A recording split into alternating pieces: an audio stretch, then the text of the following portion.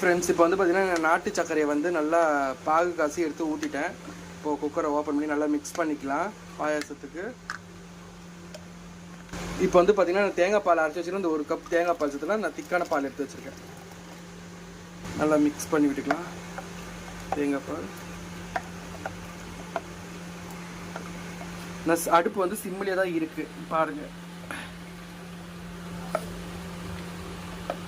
இப்போ வந்து நான் ஒரு வானல் வச்சு இப்போ நெய் ஊற்றி தேங்காய் போட்டிருக்கேன்.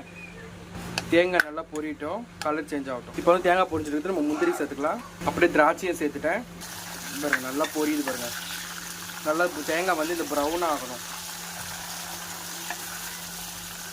இதில் வந்து பார்த்தீங்கன்னா பருப்பு வறுத்து வேக வச்சாச்சு. வெள்ளைப்பாகு சேர்த்து தேங்காய் பால் ஊற்றியாச்சு. இப்போ எடுத்து கலந்துட்டா முடிஞ்சிடுச்சு. இப்போ வந்து நம்ம இதை ஊற்றிக்கலாம்.